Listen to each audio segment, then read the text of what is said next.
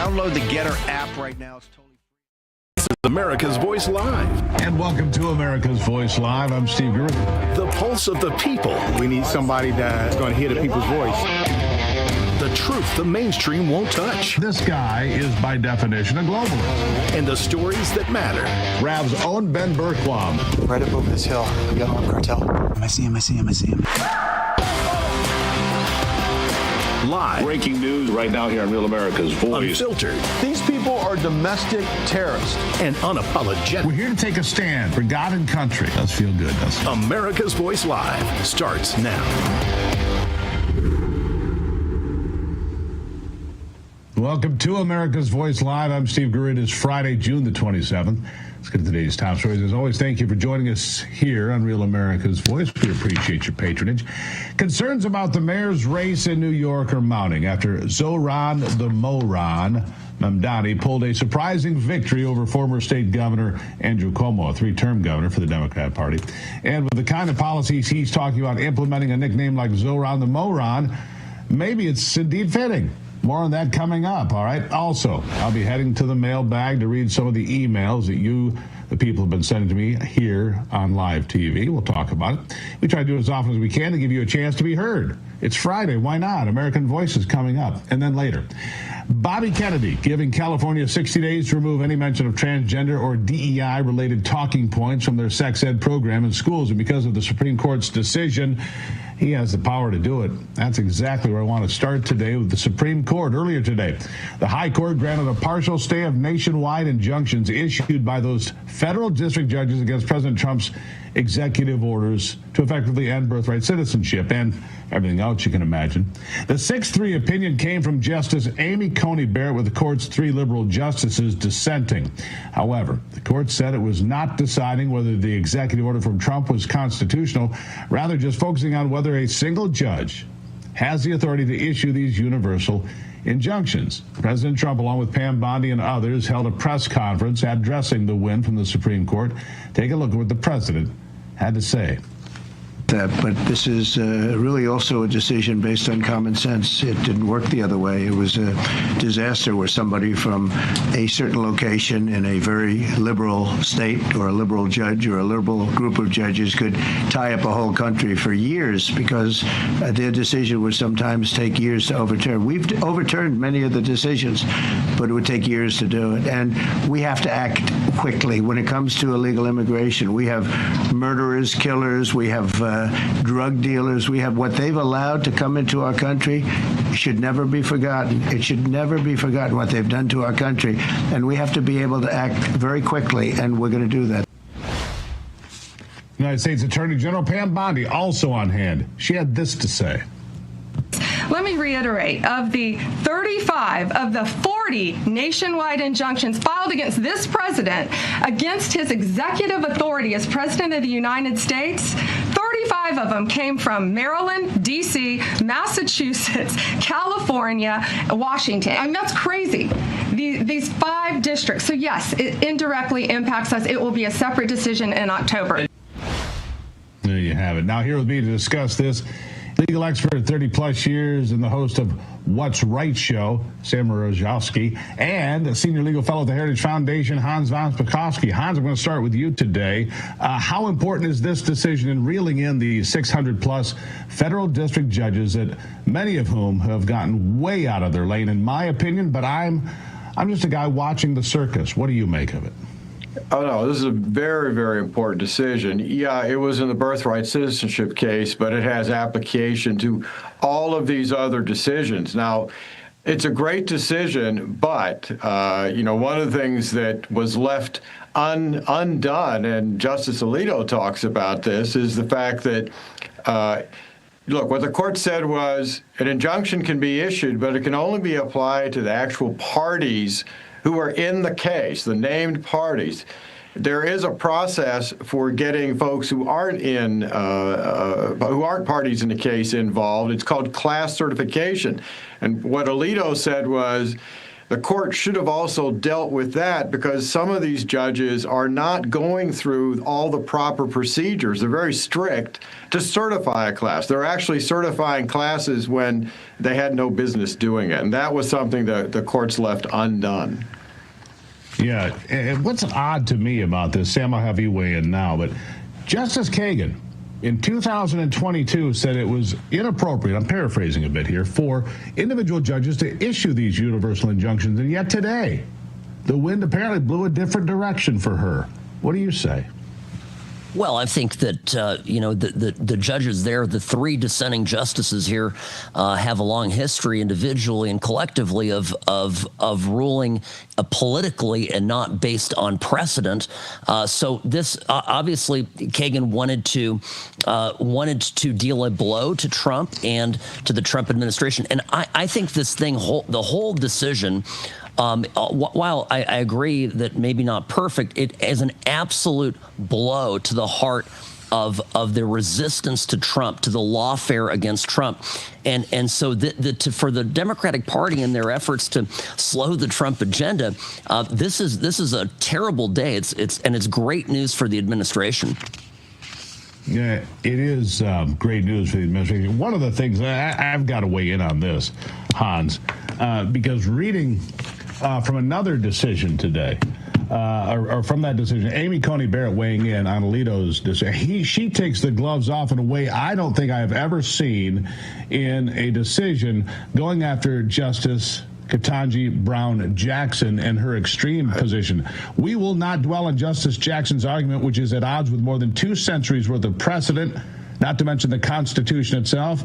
We observe only this. Justice Jackson decries an imperial executive while embracing an imperial judiciary. Usually there's some niceties. Hans, there are no niceties here at all. I mean, this is vicious, isn't it? Well, yeah, but that's because Justice Jackson's dissent was totally divorced from the law. I mean, look, Kagan's dissent, Sotomayor's dissent, I mean, I think it was wrong, but they actually tried to tie it into the law, the history, precedents, and other things, even though they did it mistakenly. There was nothing like that in Justice Jackson's dissent. It was a purely emotional appeal, and she basically believes that single district court judges, of whom there are almost 700 across the nation, that each one of those judges should be able to issue an order to the President of the United States and tell him what to do. That is the definition of an imperial judiciary. That's not how our system works. It is not. Sam, Amy Coney Barrett, who's kind of been, I think, suspect in the eyes of many people that support Donald Trump, she wasn't done. She also wrote, because this is her response to Jackson saying, there's too much legalese here. Her response was this: because analyzing the governing statute involves boring legalese, Jackson seeks to answer a far more basic question of enormous practical significance. May a federal court in the United States of America order the executive to follow the law? She suggests that not only presidents are bound by law, the judges are too. I mean, this is just look, they get along usually behind closed doors, because the next case that comes along, they might want to convince one of their colleagues, hey, would you join me on this? Will you come across the aisle? Nobody's going across the aisle here. I don't see it. I think that there's a breakdown here in the collegiality of all of it, isn't it, Sam? I think that several of these justices, and Amy Coney Barrett certainly has had, we conservatives have had some issue with her, have discovered that Ketanji Brown Jackson is an absolute idiot. And they are now not afraid to say it. They realize they're never going to have any kind of, meeting of the minds with her. And they also recognize that aside from not being, a very smart justice, she also the left always wants to do away with precedent.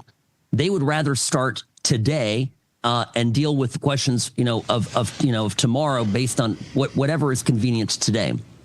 Precedent, which is how our law works, is based on, all about the history. Sure. So that she wants to just do away with all of that. And And I love that this decision has come out. I think it's fantastic. Absolutely. Hans, I have one more part of this. I was going to let it go, but it's one more part of this. And this is the translation. Basically, what Amy Coney Barrett is saying to Jackson is, you're too stupid to respond to. It's too stupid for me to even waste time writing about, but I have to point it out and then move on. But here's what and here's the other part of it. That's in there, this rebuke of Jackson, which is like nothing I've ever seen before. I don't think any of us have. And 6 justices put their name to it. It tells me that Justice Ketanji Brown Jackson has no respect from her colleagues and she's alienated the rest of the court. How is that ever going to help their position? Well, it's not, but apparently she doesn't mind being in the dissent, even though she gets upset about it. Look, this is an important case, but we should also mention that these same 3 justices who dissented also dissented in 2 other really important cases today, cases in which the 6 other justices decided to protect children from blatant sexually explicit materials and to protect them from pornographers. And you had these 3 justices saying, no, we're not going to protect children from pornography, and no, we're not going to allow parents to opt their kids out of explicit sexual materials in their schools. That in itself is shocking to me, that there are justices on the Supreme Court that would allow that, and nobody's talking much about that.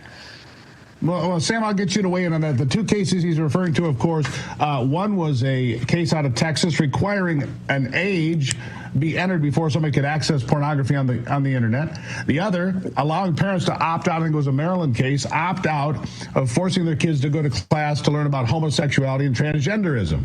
For me, it's 2 big wins for parental rights in America. That's the way I see that one. What are your thoughts? Yeah, the opt-out case. This is the Kennedy v. Braidwood. This is a case that all of us parents were following very closely, and of course the left wanted to sexualize and propagandize our kids, and they fought this tooth and nail. And I think this is perhaps on the same level of the injunction. Universal injunctions ruling in CASA. I think that this is hugely important, and for everybody watching, an enormous win for our movement. So yes, very important case. I want to ask you one last question. Hans, I'll start with you. This has nothing to do, really, with Donald Trump's second term. It has everything to do with his first. These 3 justices that swing this court in this direction to a place of common sense are the 3 justices he put in between 2017 and 2021. How important is that today? Oh my gosh. Can you imagine where we would be if they weren't on the court? I mean, if liberals controlled the court, every single thing that the president has been trying to do, every single thing that parents have been trying to do to protect their kids, all of that would be going the exact opposite way. And I tell you, I would be concerned and worried about the future of this country, because I would be, frankly, scared that we don't have a future for this country. It is rare, Sam, that I give credit and say thank you to Mitch McConnell, but this is going to be that one moment. Mitch McConnell kept Merrick Garland from becoming a Supreme Court justice. Mitch McConnell made sure those justices got through and are sitting on the court today. So as much as people in MAGA world and the Republican world and Trump world don't like Mitch McConnell, he deserves a nod on this as well today. I'll give you the last word. I had the same thought today earlier. So, Steve, I agree with you fully. And obviously, we have to look prospectively to the next 3 years under Trump. I mean, there might be a retirement on the court. And so one of the very important things behind the scenes is for Trump to begin compiling a list of really solid future Supreme Court justices. Hugely important. Yeah. Here's my name, Amol Thopper from Kentucky. I like him. Yes. That's what I got. That's my name. The first Indian to be on the United States Supreme Court, and less suspect than Amy Coney Barrett. That's just where I'll leave it today. Gentlemen, thank you so much for being here. Very important Supreme Court decisions, no question about it. Thank you for being here today. All right, after the break, We'll be discussing that disaster that is Zohran the Moron. You like that, don't you? Zohran the Moron Mamdani, who could possibly be the next mayor of New York City. Ugh. Don't go anywhere. This is America's Voice Live.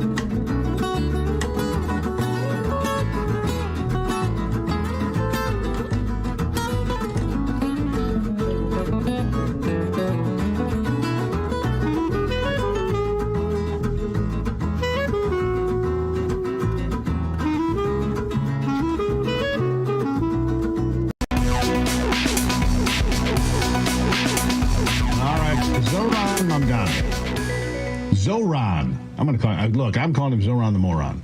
Look, I'm not into communists, all right? That's just the way it is. The 33-year-old self-described democratic socialist, which means communist, has relit the fiery divisions in the Democrat Party.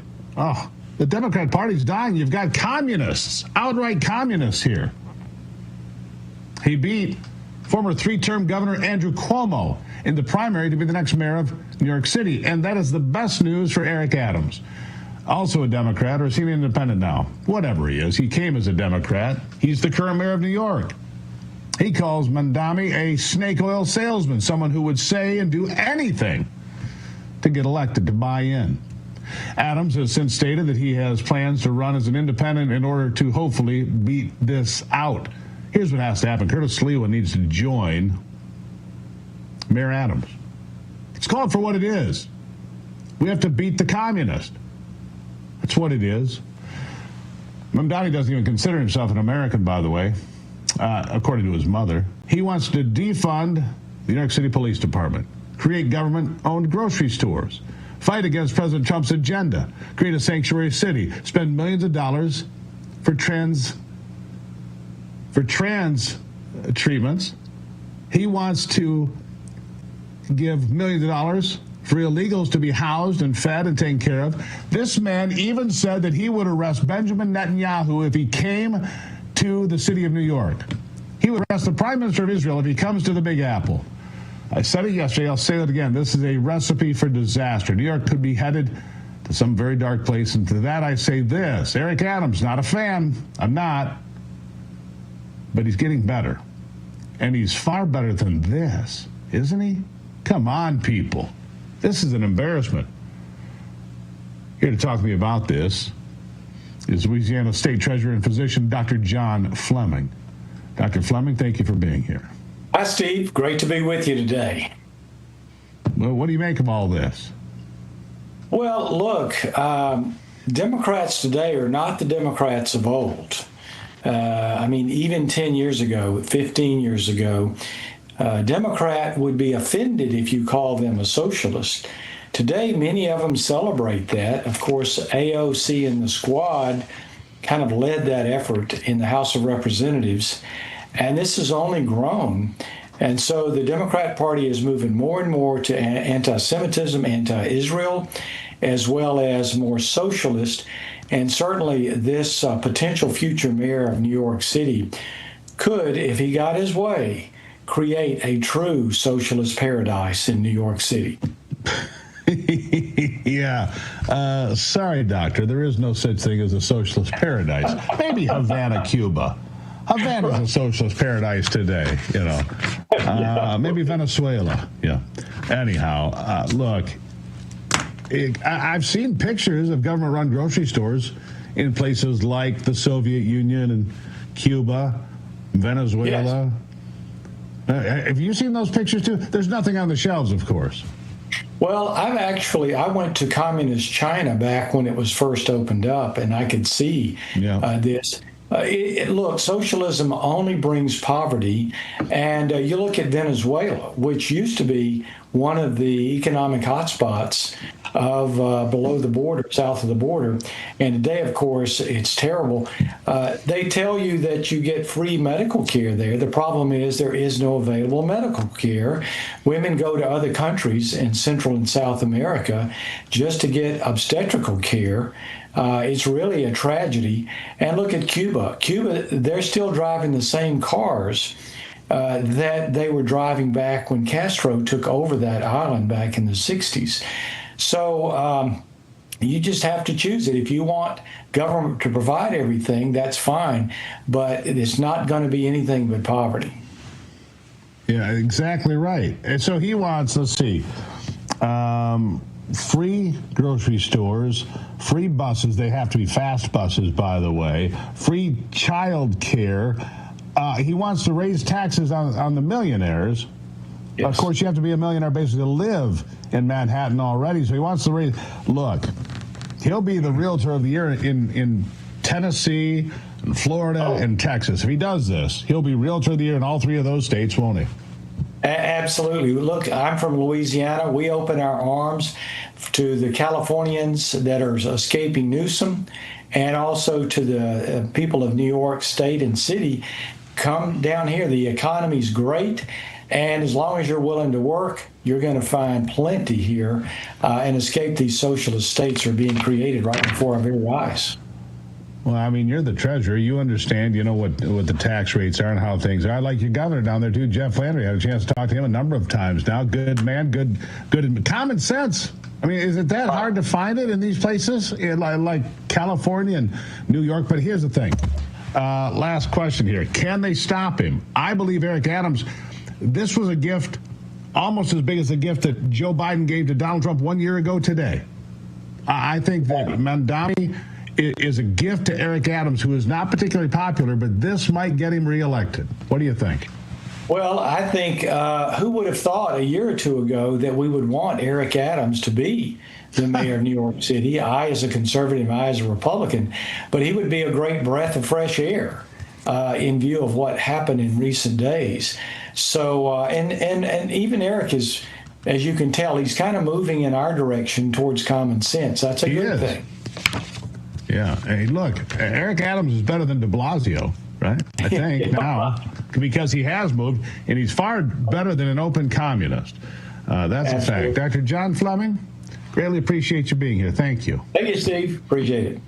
All right. Have a great weekend. Coming up after the break, I'm reading emails that you, the folks, have sent directly to me. We're going to read them right here on TV. It's your chance to be heard, America. We've got some good ones. Stay tuned. America's Voice Live continues.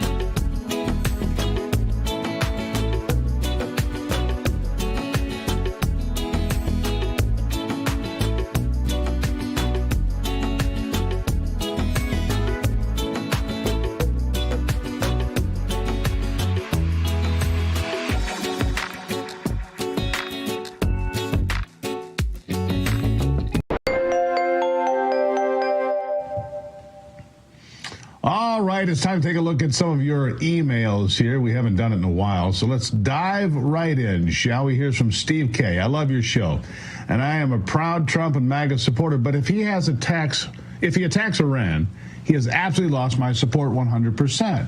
I truly mean that from the bottom of my heart. I'm sorry to say I didn't vote for Israel first. Well, sir, I wonder if you've taken time to consider that and reconsider your position, Steve. We went after Iran. We disarmed them. We took a nuclear threat off the table for whatever period of time. It's a safer world today than it was a week ago. John J. Conlon, Steve, the far-out liberals left. The Democrats and the anti-Israel factions have an interest in confusion about what the USA and Israel were able to destroy on Saturday night in Iran. They want to diminish Israel and the USA, President Trump at every turn. His increasing power is their decreasing influence. Israel has an existential interest in what has or has not happened in Iran on Saturday night, and the amount of overall damage that has been done, if not enough, has been accomplished. Then, as President has stated, we will go back and finish the job. Understanding the people, history, and performance, and what is on the line, you can rest assured that Israel has checked 24 ways to get absolutely accurate information on the exact amount of damage done. Then, there is the independent checking by the USA and interested Arab nations. All true. You've got it all true. It is dollars to donuts that the USA, Israel, and the other involved nations have done their follow-up and have the accurate and reliable information on the destruction from the bombing raid into Iran. John J. Conlon, Esquire, Portage, Michigan. Well, John, sir, I think you're right. I trust the intelligence of Mossad and the United States of America and the foreign minister of Iran, who's come out and said, yeah, the Ayatollah is not right. We are heavily damaged. I believe them. I believe they got it right. And I believe we're a safer place, just like I just said. I think we're a safer place today, a safer world today than we were a week ago. We'll see where it goes. And look, if the critics are right, and we've only slowed down the Iranians by 6 months or 8 months or 10 months, that's good news. That's not a loss. That's still a win. Okay. How about Lorelei E. Bryce? Lorelei, how are you today? Lorelei says your dye job is too obvious, too dark. Really? Really? You think so? Dye jobs? Come on. Laugh out loud. Kathleen Homa, you look stupid with your colored hair. What were you thinking? Well, here's what I was thinking. First of all, I was thinking, God bless me with some gray hair. Look, watch this. Anyhow, it's not dyed, folks. I'm blessed with great hair. From my fathers to my grandfathers to all these folks. My father, my grandfathers, I don't dye my hair. I appreciate you being that concerned about me coloring my hair, but I can assure you there's a lot of whiteys in here. Not gray, white hair. Mostly from being insulted by people like Lorelei, you beast. Why are you so mean to me, Lorelei? All good stuff. We'll get back to the mailbag more often. I enjoy going there, even when people attack me for silly things like the color of my hair, which has not changed in my entire life. Ask my wife. She'll tell you anything you need to know. All right, so here we are, days away from what has been dubbed the Rio Reset, the greatest threat to the U.S. dollar's global dominance in, 80 years? On July the 6th, BRICS nations, Russia, China, India, Iran, and many more are expected to unveil their plans to circumvent the U.S. dollar, thus cratering its value. They've already been laying the groundwork as their central banks have been methodically divesting from the U.S. dollar and U.S. bonds in favor of gold. How can you protect your IRA or 401k from the fallout from this landmark shift? Diversify with gold from Birch Gold Group. Historically, gold has been a safe haven in times of high uncertainty, which is right now. Get a free information kit on tax-sheltered gold IRAs by texting the word America to 989898. July 6th marks a monumental shift happening among the nations that control 1/3 of the world's GDP. Arm yourself with information to diversify your retirement savings. These are things you need to know, folks. Text America to the number 989898. Claim your free information kit from Birch Gold. Do that today. Make sure you're protected, please. All right, up after the break. Health and Human Services Secretary RFK Jr. giving California 60 days, 2 months, to remove any mention of transgender or DEI-related talking points from their sex ed program in schools. More details straight ahead.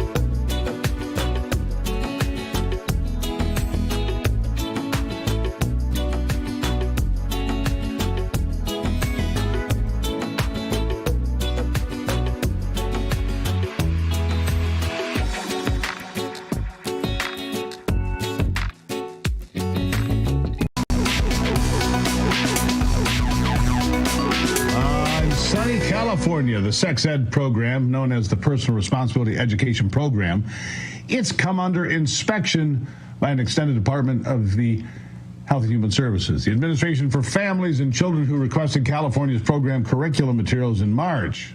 After careful assessment, the AFC identified many instances in that material that reference gender ideology terms such as medical transitioning and social transitioning, amongst other terms that support these DEI talking points.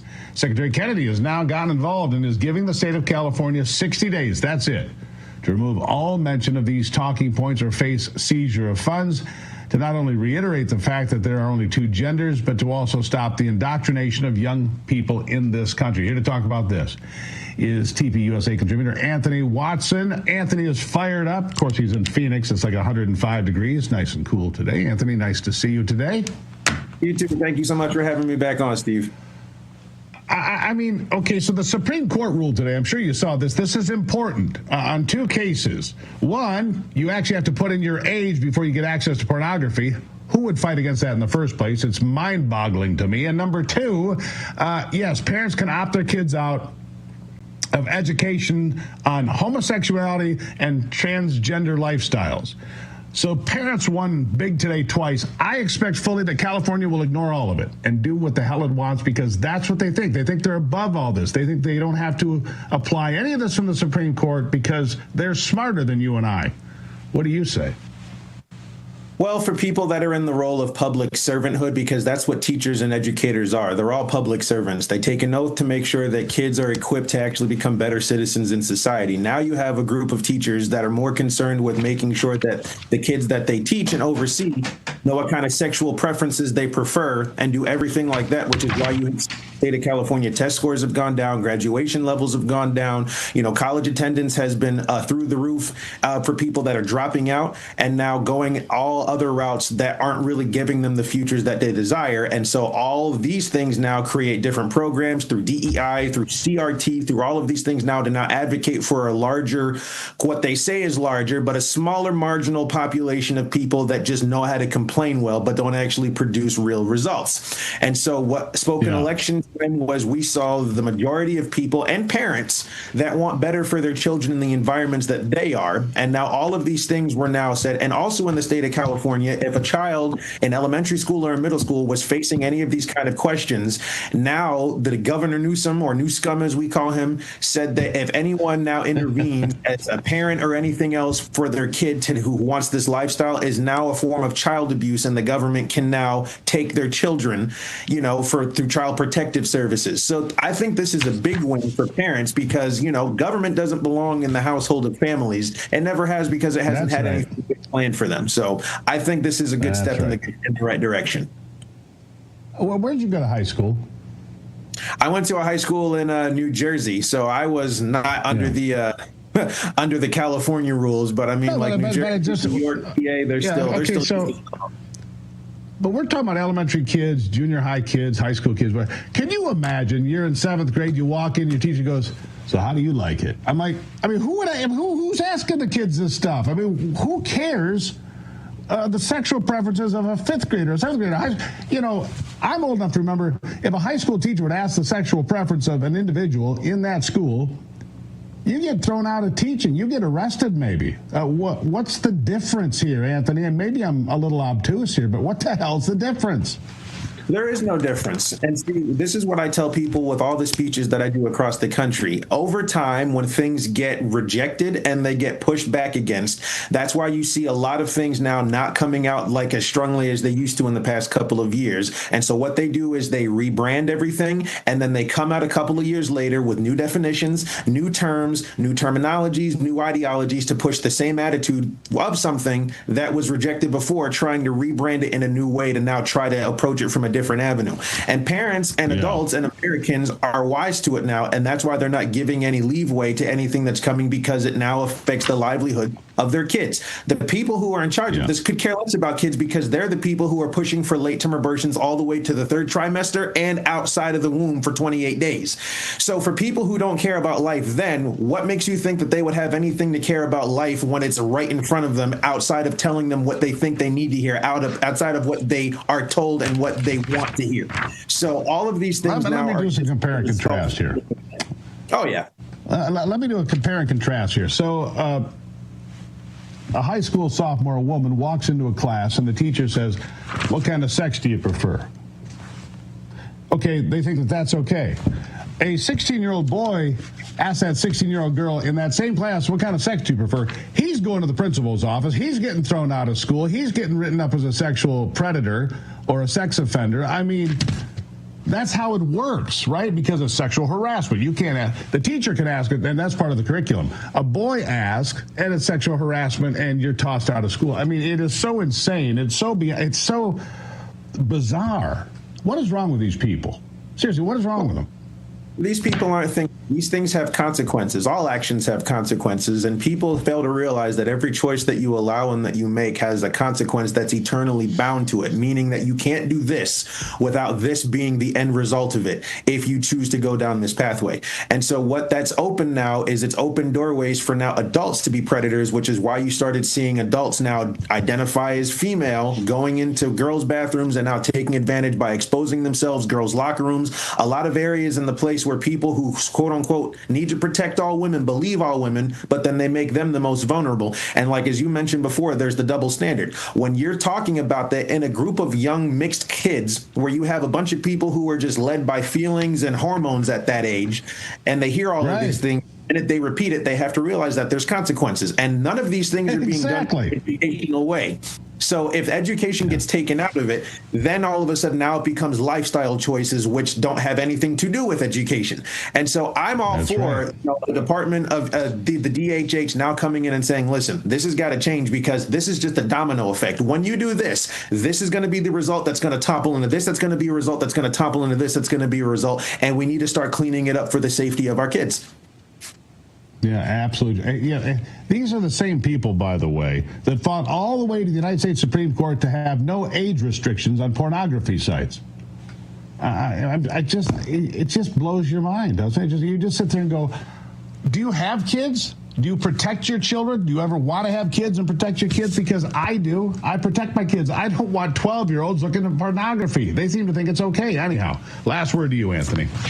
All I'm going to say is this. You can't wait to have a family to learn how to start fighting for them in the future. I desire to be a dad someday, and it's just like I stand and believe these things because I need to be in a position to know how to maneuver myself as an adult. And any word to parents out there is just like, no one can raise your kids better than you do, and what the lessons that they learn and the people that they become starts at home first. That's exactly right. Anthony Watson, Turning Point USA. Anthony, always appreciate talking to you, my friend. Have a great weekend. Thank you, Steve. Thank you. There you have it. All right, don't go anywhere. America's Voice Live will continue after the break.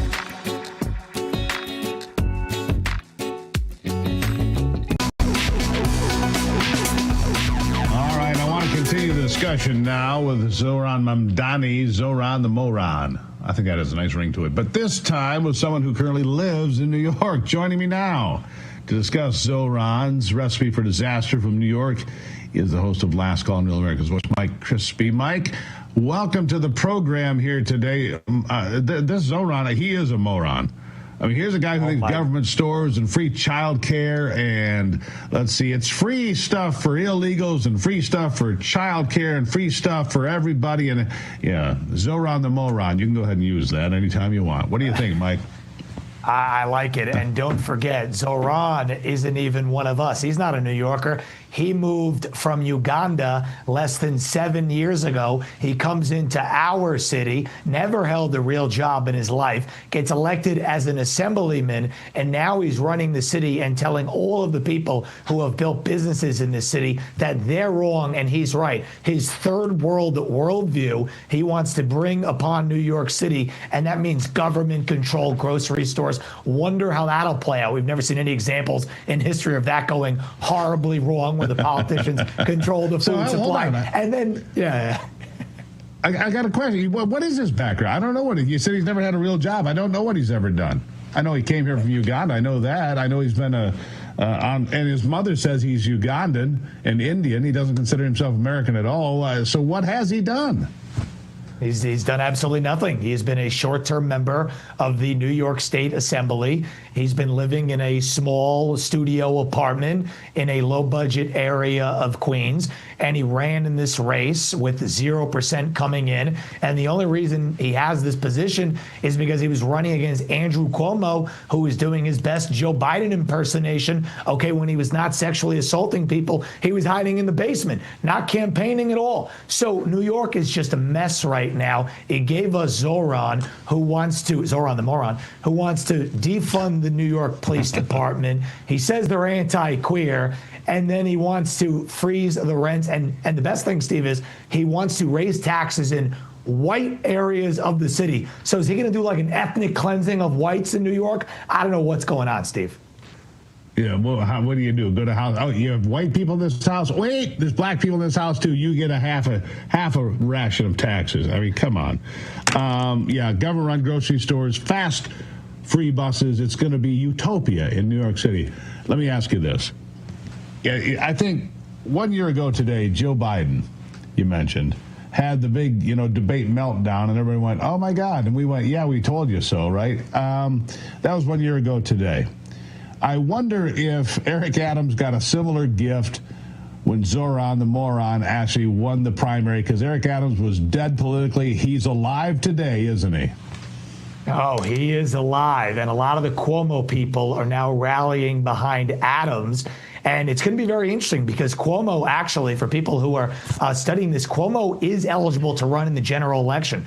He hasn't made a definitive decision yet whether he will. He has an independent ballot line. So it could be a general election race of Cuomo, Adams, Curtis Sliwa, the Republican, and Zoran the Moron. Now, Cuomo might not do it, and if he doesn't do it, and then if Curtis Sliwa drops out and throws some of his support behind Adams, which he may or may not do, I'm hearing conflicting reports, that could throw the race to Adams. But until that point, we got a dangerously high chance of New York becoming certifiably a failed society. And I don't think anybody wants to see that, Steve, because then everybody leaves and they go to the suburbs and then they vote Democrat when they get there and they ruin the suburbs. So we got to save New York in some way, shape, or form.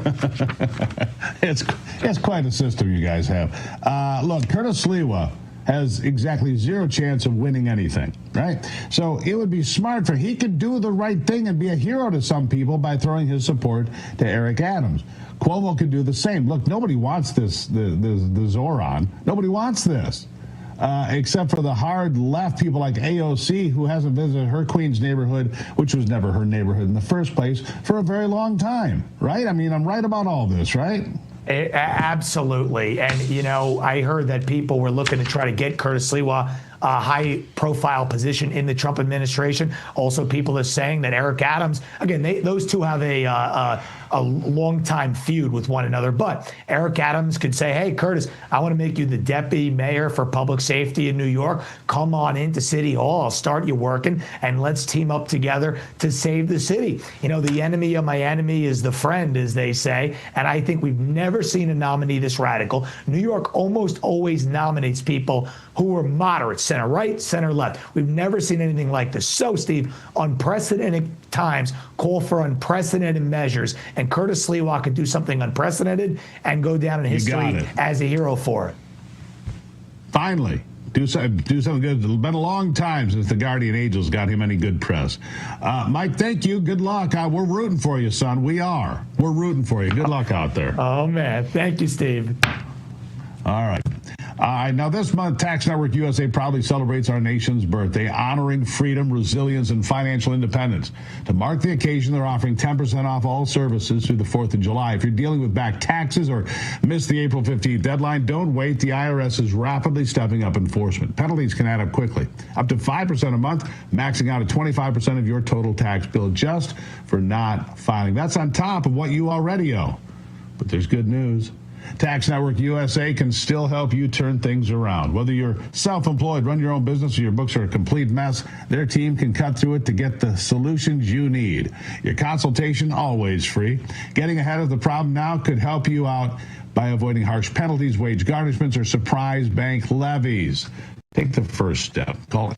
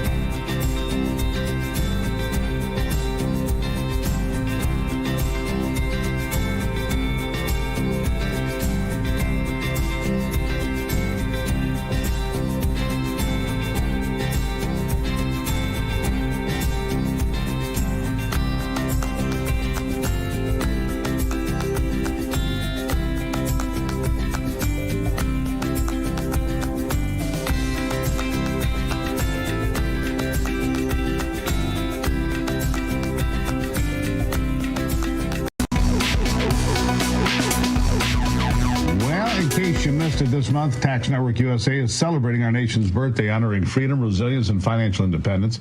Marking the occasion, they're offering 10% off services through the 4th of July. If you're dealing with back taxes or missed the April 15th deadline, don't wait. The IRS is rapidly stepping up enforcement. Penalties can add up quickly, up to 5% a month, maxing out at 25% of your total tax bill, just for not filing. That's on top of what you already owe. There's good news, though. Tax Network USA can still help you turn things around, whether you're self-employed, run a business, or your books are a complete mess. Their team knows how to cut through the chaos and find solutions that work. Your consultation, always free. And getting ahead of the problem now could help you avoid harsh penalties, nasty letters, and wage garnishments, among other things. Take the first step. Call 800-905-8000 or visit tnusa.com/Rev. Don't forget, you'll get 10% off all services to the 4th of July as part of our celebration of our nation's birthday. Regain control of your finances with expert help from Tax Network USA. All right, so now it's time for What Makes America Wonderful. I know you guys don't like it when we don't get to it, so we try to get to it every single day to make sure you have a smile on your face before you get out of here for the weekend. Today's story comes to us from Petersburg, Virginia, where a 7th grader made a valiant effort to save his family members from a house fire. I love these sorts of stories. 12-year-old Romer Barker recounts the evening, starting with the fact that he was upstairs in his bedroom when he heard a strange noise coming from downstairs, and he went to investigate the source. He saw that a raging fire had consumed a large portion of the house already, and what was worse is that his 1- and 2-year-old siblings and grandmother were also still inside that house. The boy's first instinct was to quickly scoop up his younger siblings and immediately take them outside to a safe distance. Once he did, the bravery of this young man saw him going back inside the burning house to help his grandmother out. Boy, was he tough at that point. Ultimately, Romer Parker was able to save all members of his family within the home, and his bravery recognized by the local fire chief, who made him an honorary firefighter following the incident, even offered him a job when he gets older. And the city of Petersburg recognized him with an award for his heroism and the calm but decisive implementation of his rescue plan.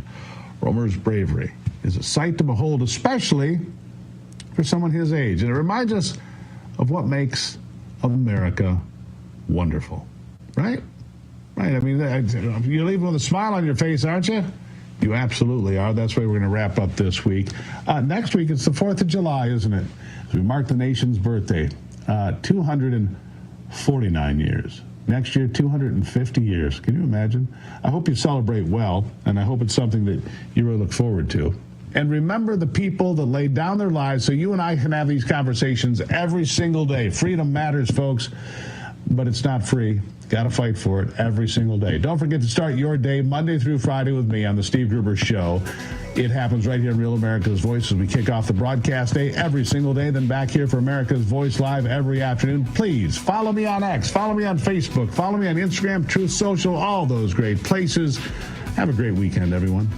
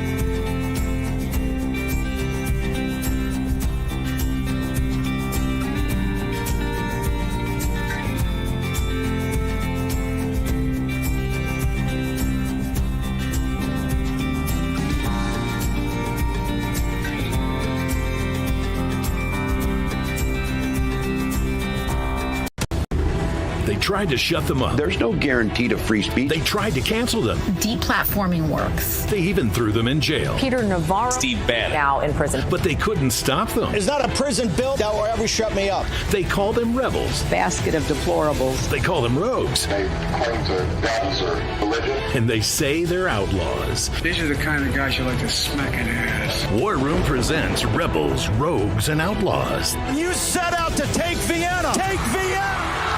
the national bestseller by longtime Bannon producer Dan Fluette. Take a journey through the pictorial history of War Room in a culture that celebrates the weak. Show your support by standing with the rebels. Go to doitfluette.com or scan the QR code on your screen.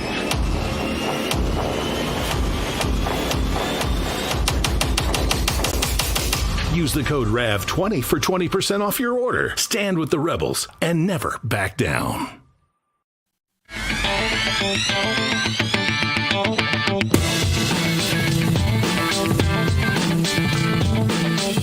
There it is. Markets closed downtown Manhattan. Lower east side of Manhattan. It's kind of an interesting place. Really, really crowded down there. We're open for politics and news right here. Take a look at the numbers very quickly.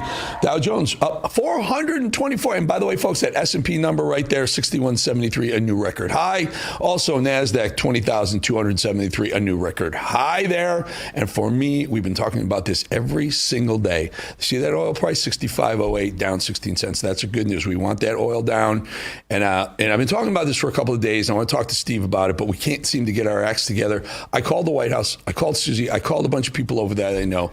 I'm recommending Trump buy oil for the Strategic Petroleum Reserve. I'm recommending to them. They all know it now. Eric Trump knows it. Don Jr. knows it. They're getting it to the president. Buy oil because right now it's $65. Did you know the entirety of the Biden presidency, the average price for oil was $79 a barrel? Remember, he said he used it, he spent it, and he was going to buy it back when it went back under 60. Never did. Stayed high. They never bought it back. We're vulnerable as a country. Barack Obama, $77 a barrel for the 8 years of his term. First term Trump, $53 a barrel. At 65, fill the damn SPR up right now. Get us back to safety. That Biden took us away from safety, put us in harm's way. And you know what? Add another 250 million barrels. Make it 1 billion barrels. At this price, Trump will look like a superstar, and I know he loves those oil prices. All right, let's go to our first guest, the executive director for the Foundation for Freedom Online. Happy to have Mike Bentz back here. Mike, really good to have you, my friend.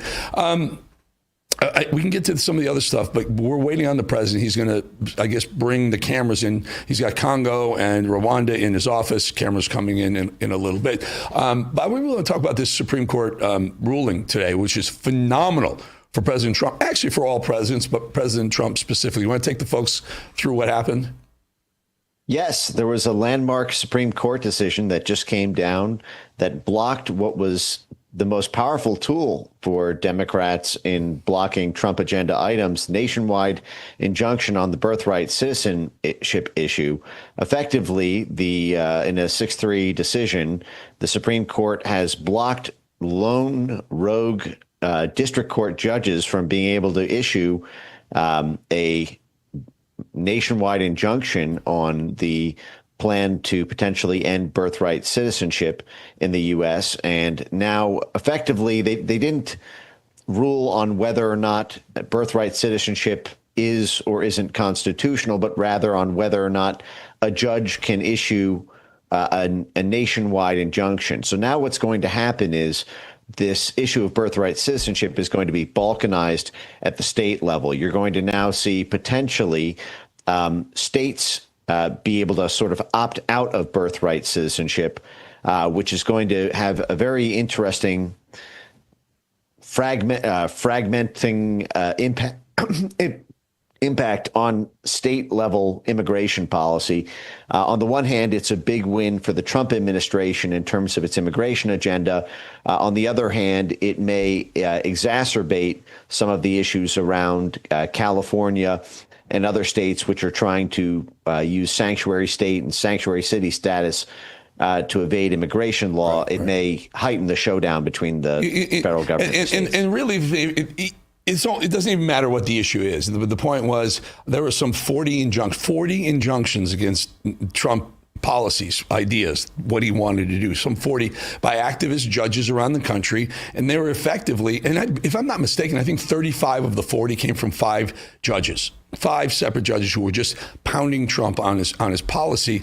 And what the Supreme Court said, and if paraphrasing here, and if correct me if I'm wrong, the Supreme Court says we're not judging whether or not this individual idea is constitutional or not. We're saying that an activist judge, a federal judge that is responsible for one portion of the country, cannot continue to get in front of the commander-in-chief's way on policy. They effectively put back into place the separation of the three branches, the separation of powers, three branches of government. That's exactly right. This is actually what's terrifying, I think, Democrats more than anything, is that the nature of the ruling potentially makes other nationwide injunctions by rogue district court judges beyond the birthright citizen issue. This entire tool of venue shopping to find a favorable jurisdiction, go to California, go to New York, and litigate in front of a Democrat judge whose wife is an NGO funded by USAID, and to get some nationwide injunction. That tool may be crushed by this Supreme Court precedent, because if it applies to birthright citizenship, it may apply to any range of federal government issues. There's a quote by Justice Amy Coney Barrett, who has not historically sided with Trump. Hey, Mike, I hate to cut you off, my friend, but we've been waiting, we're watching. Here's the Oval Office, President of the United States. You got it.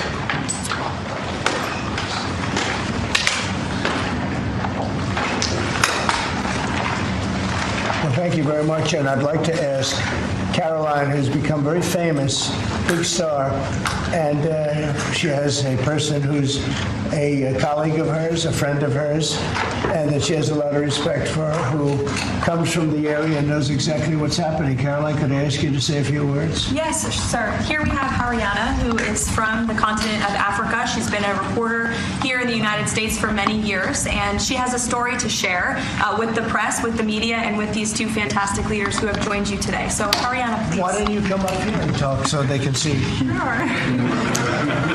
That'd be great. Thank you very much. Thank you, Mr. It's a great honor. Thank you, Mr. President. So, as Caroline has mentioned, President, first of all, I want to let you know that I'm the only African reporter accredited here at the White House and covered for the entire continent. So I just arrived from Congo, Democratic Republic of the Congo, yesterday. I went to see firsthand how the people is feeling and the president's message, President Felix Tshisekedi, about this upcoming peace deal. And let me tell you firsthand what I've witnessed myself. I spoke with the people on the street. I spoke with youth.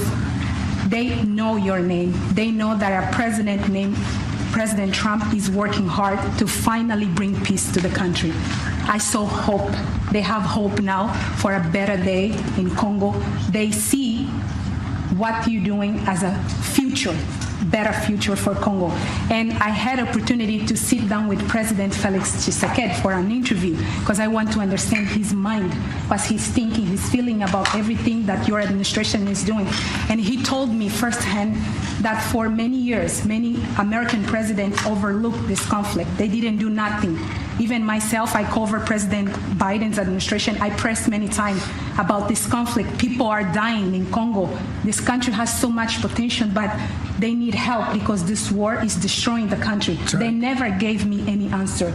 And he told me, President Tshisekedi, that you have no idea, he's very thankful for what you're doing, for what your administration is doing. Not only him, the entire Congolese people, they see that finally they will have hope. And President Tshisekedi also mentioned at the end of my interview that when peace finally comes to the Democratic Republic of the Congo, he's thinking to nominate you as a Nobel Prize Peace because he said you deserve, you have been working to bring peace in the world, not only at the Congo, and he's very hopeful to meet you in the future. That's so nice. Boy, and that's so beautifully stated. And Caroline said, number one, she did say, and I shouldn't say this because it's politically incorrect, she said, she's beautiful, and you are beautiful. I'm not allowed to say that, that could be the end of my political career, but I said it anyway. But you are beautiful, and you're beautiful inside. So I wish I had more reporters like you. So you covered Africa for a long time? Yes, for over 10 years. Wow. I cover even your first administration. Yes, I know that. That's great. Well, thank you. That's so nice that you said that. Appreciate it. And I have one more question, yes. Mr. President. Since we know in July or in the future, both President of Rwanda and the Congo will be coming to the United States, In Africa, President João Lourenço, the president of Angola, he is also the leader of African Union. Good. He Yes, I know. worked very hard to bring peace, but unfortunately... Let's get him here. Yes, that's okay. right. Would you invite him for me? Of course. Okay. No, we'll have. I know that he works very hard, and he's the head of essentially the union. So the union all over Africa, not the kind of union that we have. This is the union all over Africa, and I'd love to have him. So you'll let him know. Of course, Okay? Mr. President. Thank you very much. Thank you, Good. Mr. Now you go back to where you belong, right? That's great. That's a great job. It's real knowledge and real heart too. Congratulations. Okay. So we're here today to celebrate a glorious triumph, and that's what it is, for the cause of peace. And this is a long time waiting, the signing of a historic peace agreement between the Democratic Republic of the Congo and the Republic of Rwanda. The conflict has continued, and it's been going on for many, many years. It's been going from, I guess they say 30 years, the Great Lakes region of Africa for a long time, and maybe even a time before that. How is the Great Lakes region? Must be beautiful, right? Beautiful, beautiful region, but they had a lot of war, right? A lot of fighting, a lot of death. It's displaced countless people and claimed the lives of thousands and thousands. But today, the violence and destruction comes to an end, and the entire region begins a new chapter of hope and opportunity, harmony, prosperity, and peace. That's been a long time waiting. I said, how long has the war been going? And a friend of mine who's very much involved said 30 years, and at least 6 million people were killed during that period of time. It's incredible. And somebody said that was actually, it's the biggest war on the planet since World War II. So it's a shame, but we're going to bring it to an end. I want to express my gratitude and congratulations to the representatives of the Democratic Republic of the Congo and the Republic of Rwanda, who signed this pivotal agreement a short time ago. They just signed right in front. And let me also thank Secretary of State Marco Rubio, who has worked very hard on this subject, and we've worked on it together, for his outstanding leadership, as well as Senior Advisor for African and Africa Affairs, Massad Boulos, who's, as you know, spends a lot of his time in Africa, and he's very comfortable there. I said, were you at all uncomfortable with all of the turmoil and all of the killing? And he said, no, I wasn't uncomfortable, and that's what you need. You need somebody that's going to be able to get. So, Massad, I want to thank you very much for the job you've done. Amazing guy, actually. I also want to thank African Union, Qatar, Togo, for working closely with the United States. And I know Qatar was really working hard, and African Union, we just spoke about that. And I look forward to having them representatives here when we do the official meeting, and that'll be sometime in July. And we look forward to it. And you better be here covering it, okay? We're not going to send anybody else covering it but you. But this is a tremendous breakthrough. In a few short months, we've now achieved peace between India and Pakistan, Israel and Iran, and the DRC and Rwanda, and a couple of others also. Serbia, you know, they were getting ready to go to war with a group I won't even mention because it didn't happen. We were able to stop it, but I have a friend in Serbia, and they said we're going to go to war again. And I won't mention that it's Kosovo, but it's Kosovo. But they were going to have a big time war, and we stopped it. And we stopped it because of trade. They want to trade with the United States. I said we don't trade with people that go to war. And we said that also with, if you take a look at Pakistan and India, it was great. They have two great leaders, and they were able to stop. They were in the midst of a big fight, I guess everybody saw, and it was going to get very bad. And they are nuclear nations, very powerful nuclear nations. In the months and years ahead, my administration will continue to work closely with all of the parties in this deal and ensure the agreements are fully taken care of, and you're going to do what's in the agreement. We'll say you better do what's in that agreement, right? Because if somebody fails to do that, bad things happen. But I have a feeling that after 30 years, I think after 30 years, you're all set. We are. I think both of you have said that's enough, right? That's enough. Yeah. That's enough. You've seen it all. So this is a wonderful day. It's a great day. We've had some tremendous success. It's been a great week between just coming back from a very successful trip. NATO's really pulled together. They have. They're going to spend over $1 trillion a year.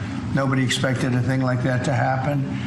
And we had the war, as you know. That was we call it the 12-day war. It was exactly a 12-day war, and we ended up with no nuclear weapons. That's what we wanted. And they were just absolutely blown to pieces. Those 3 sites. And there's no nuclear weapons, and hopefully there can be a lot of healing, and the healing is starting. And it's been a really pretty amazing week, and this is one that I really look forward to. This was set up a few weeks ago, and it was something that I really look forward to. If we can do this, and we do that because we have a certain competence that's good, we're able to get people to be peaceful. I think we can do war better than anybody, but we don't want to. And we have the greatest military in the world. They showed that in Iran. Those pilots, they flew for 36 hours. And think of that, and they hit their target. The size of this desk, half the size of this desk, from about 52,000 feet in the dark of night with no moon, 0 moon. They wanted it that way. Can you believe it? And they hit, every missile hit exactly half the size of this beautiful Resolute desk. We don't want to talk about it when it comes to rockets hitting it, but half the size of this, and they hit dead center from tremendous heights, going at tremendous speeds. It's amazing. Nobody could do a thing like that. Nobody has that weaponry, and nobody could do a thing like that. So we had a very busy and successful week, and in addition to that, our economy is doing great. We're setting records with the economy, and a lot of other good things happening. But this is about Congo and Rwanda.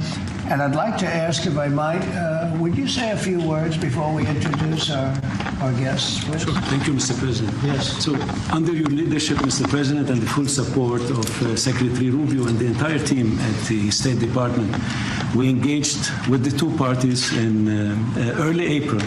And within 3 weeks, they signed the Declaration of Principles. And now, within about 2 months from that, we have signed today the final, this is actually the final peace agreement.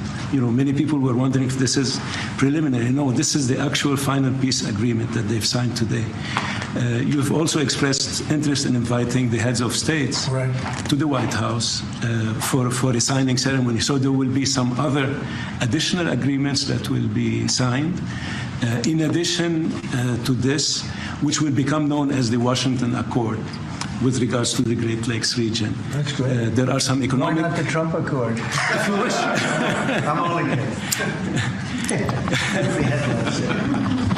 I think that's a great Washington Accord. Beautiful. And there's an economic aspect as well that is extremely important for both countries.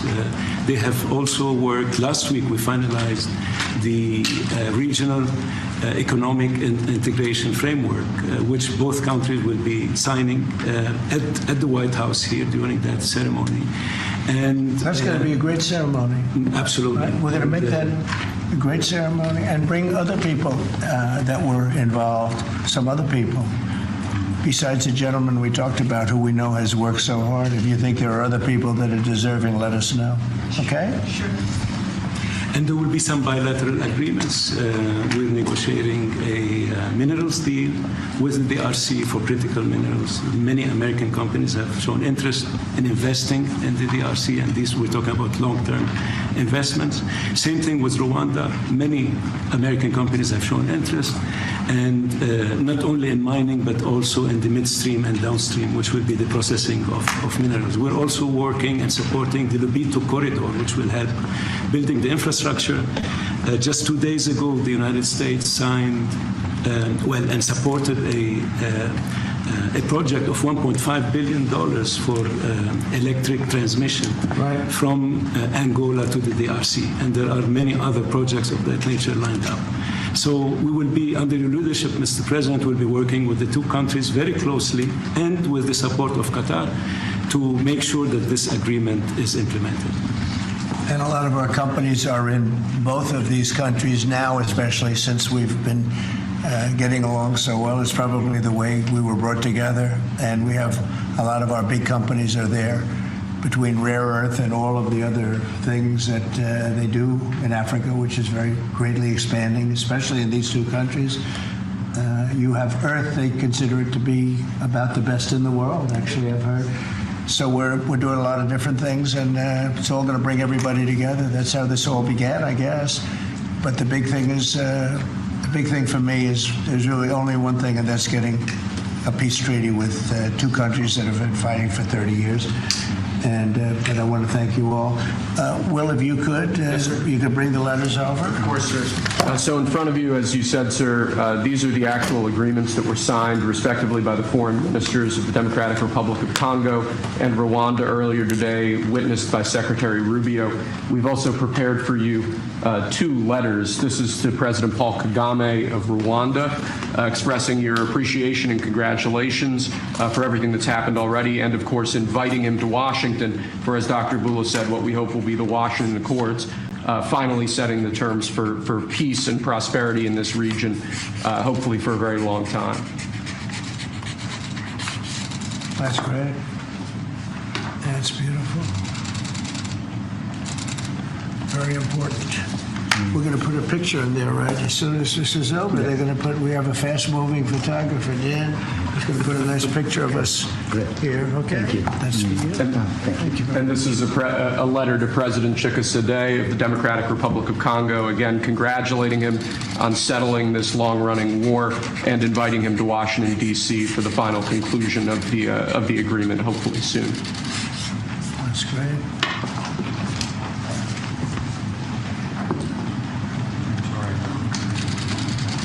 That's right.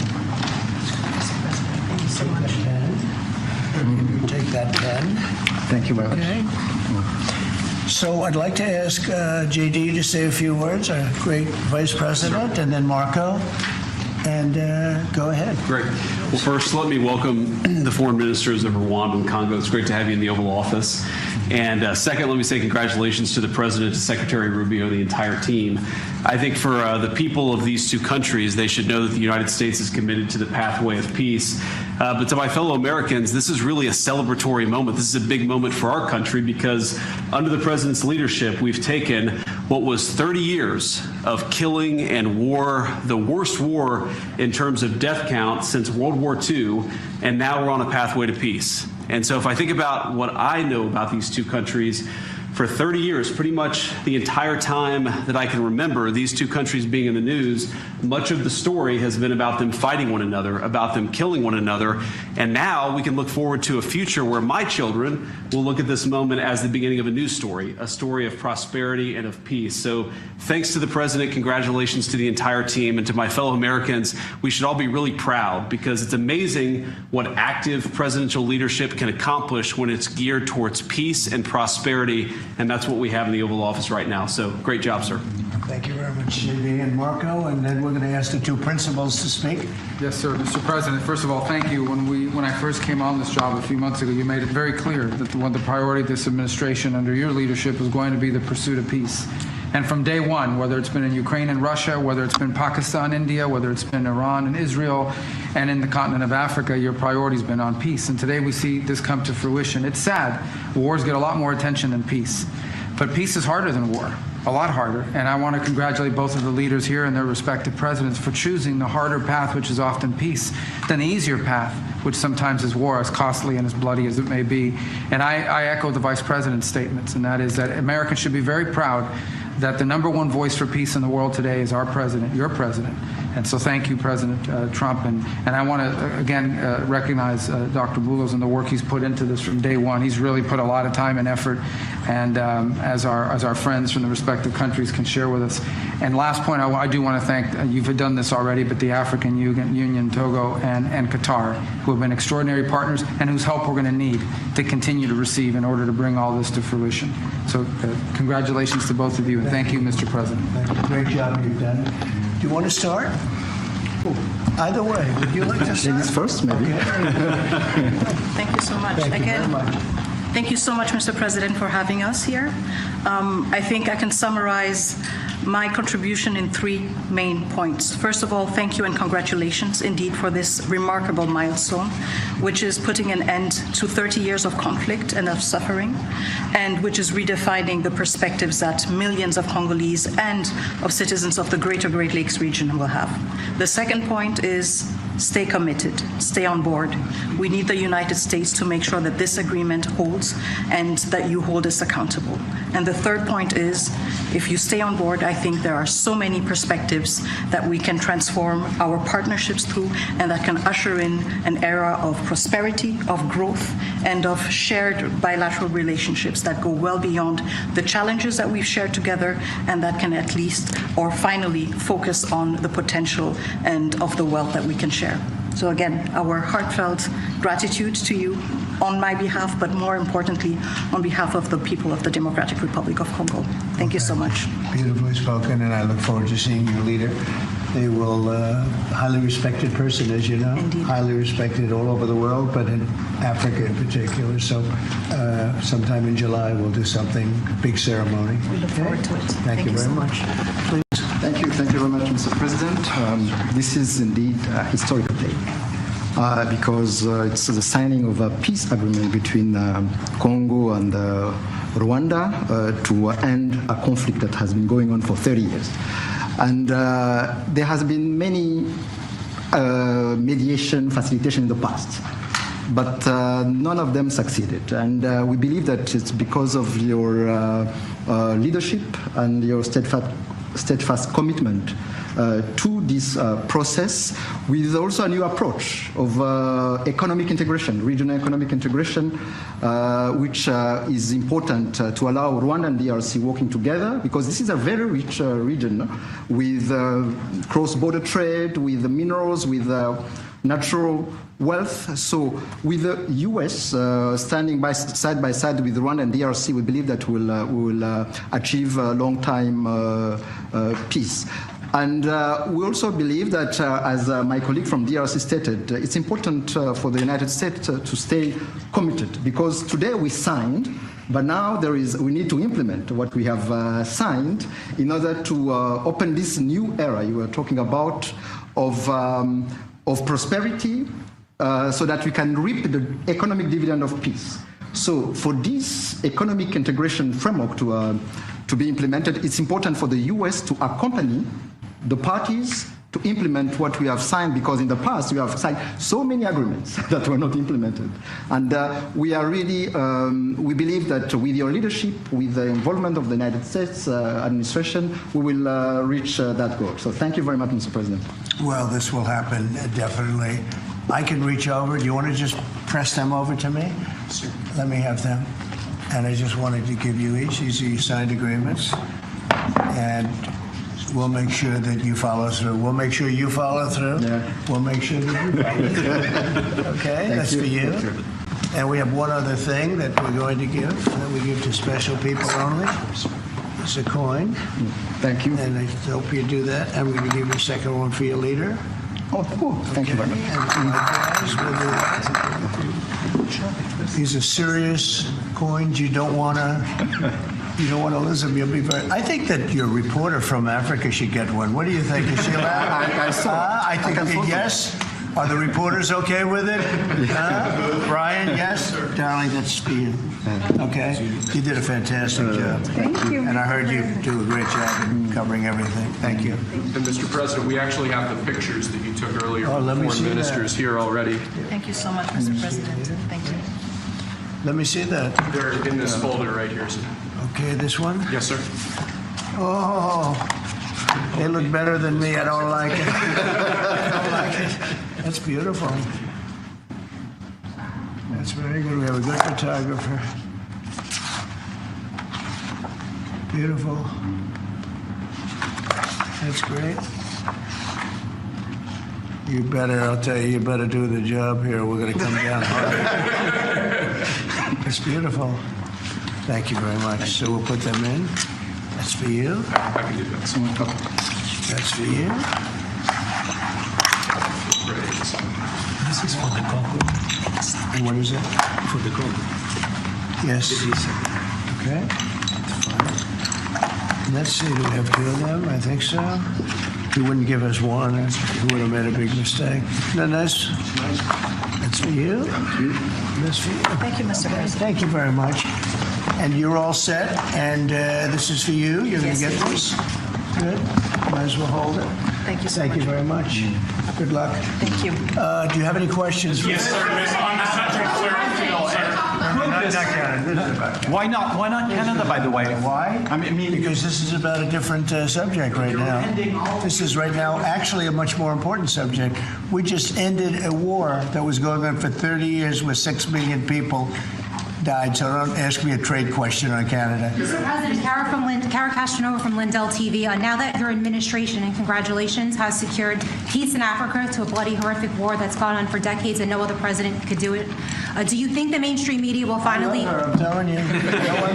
But you're right. No other president could do it. They tried, and they didn't even try, I don't think. I actually don't think they tried. Do you think Biden tried? He didn't know he was alive. Do you think the mainstream media will finally give you credit where credit is due? No, the media will never give me credit. But the people give me credit. That's why I'm here. The people didn't give me. That's why we're here in a landslide. We got all 7 states. We won the popular vote. So the media won't give me credit, but the people give me credit. That's more important to me. You're going to go down as a peacemaker. You're also going to go down with the president who had 0 border crossings in May. You secured the border more close than anybody's ever done.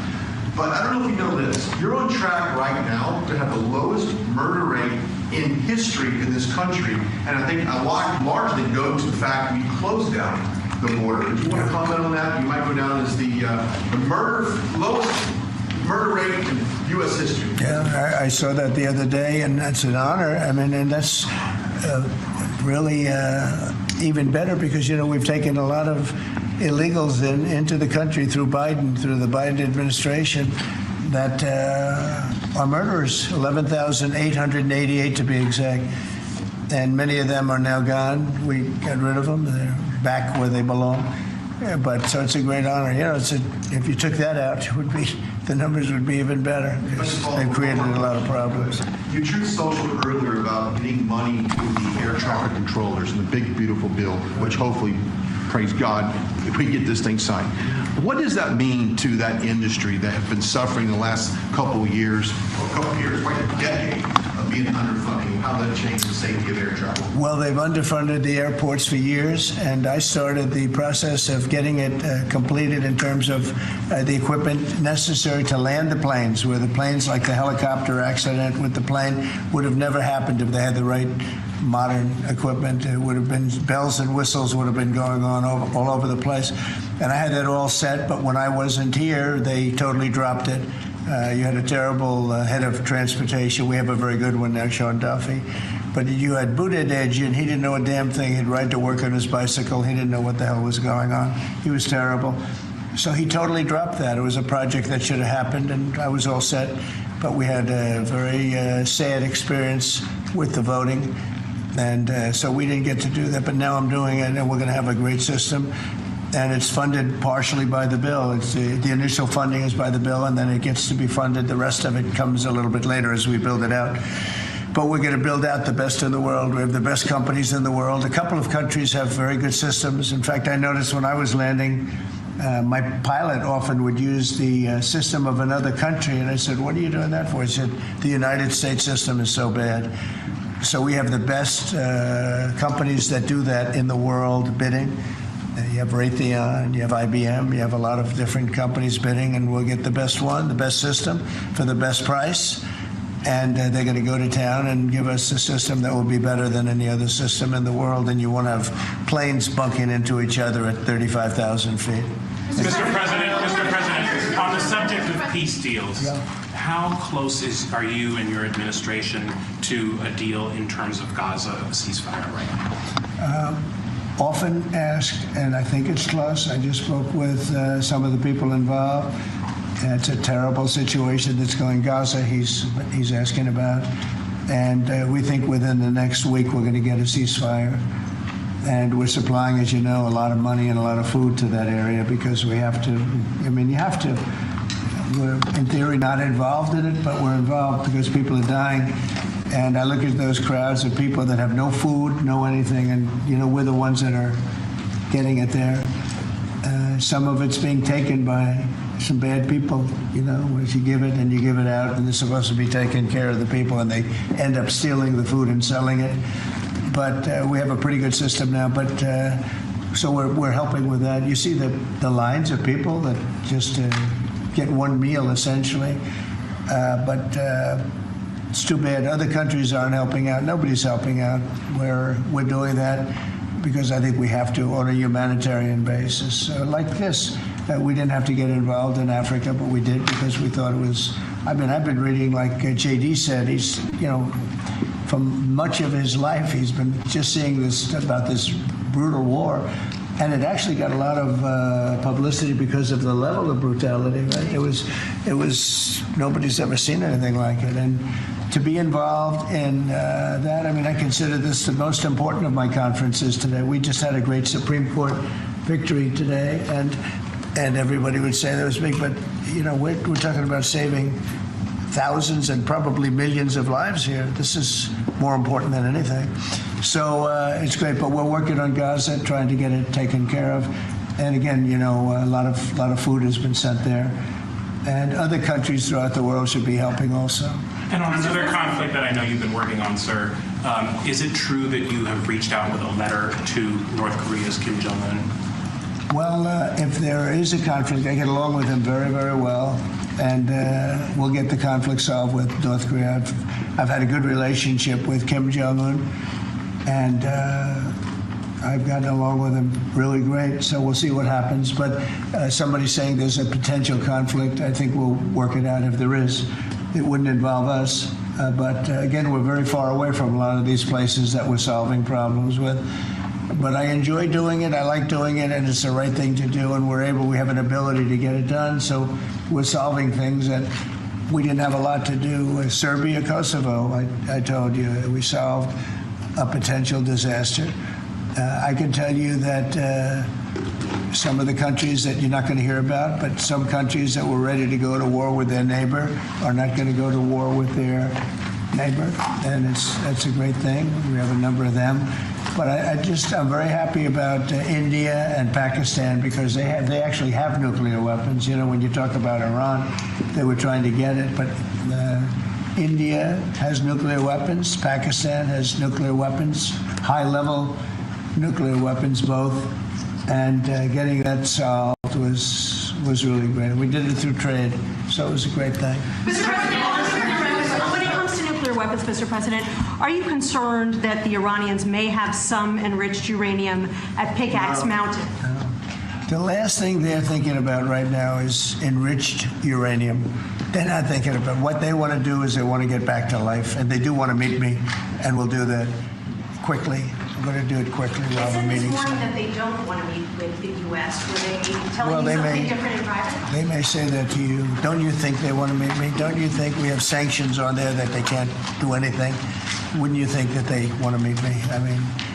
They're not stupid people, but they went through a lot, and they suffered, and so did Israel. Israel suffered greatly.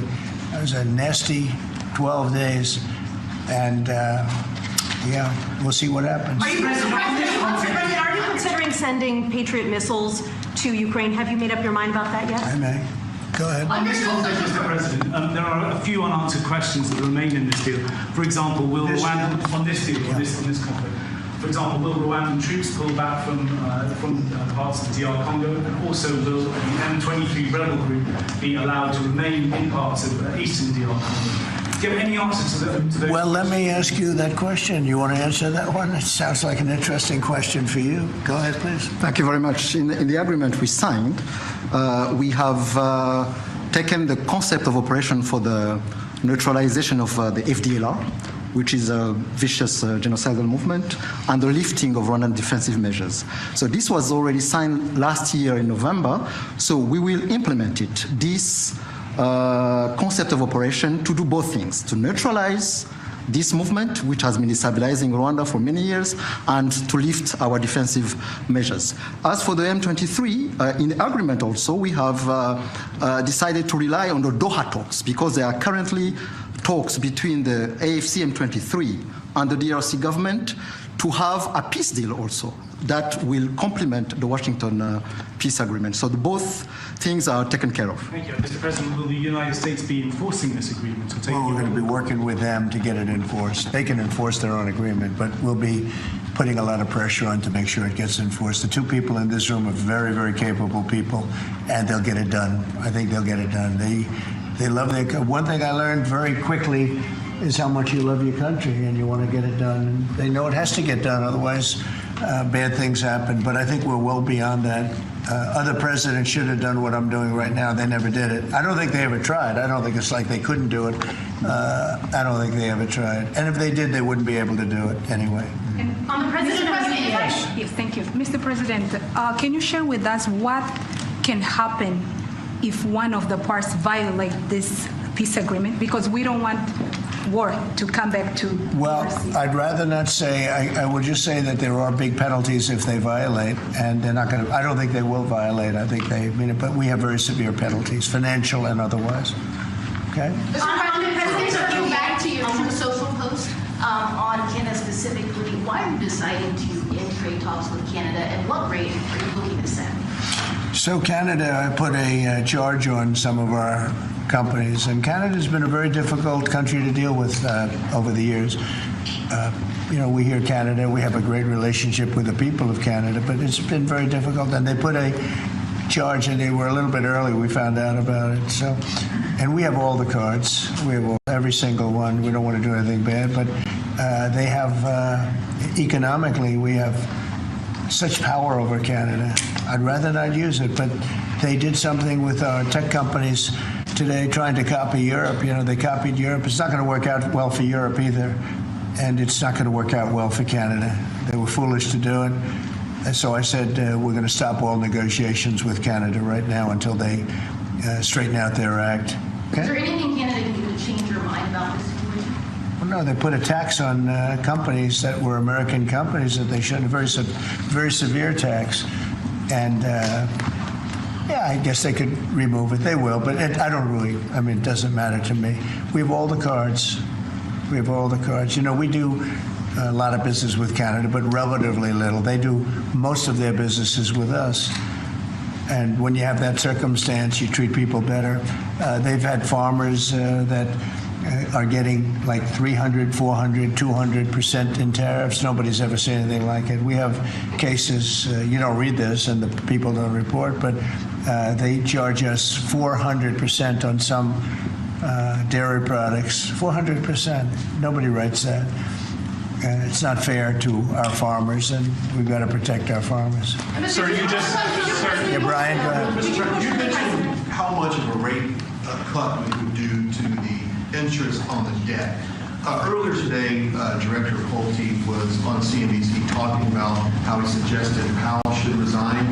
Any comments on whether or not Powell should step down? I know you've been... Well, I don't have a comment. I'd love him to resign if he wanted to. He's done a lousy job. Look, if you were there, you'd say, well, the United States is doing well.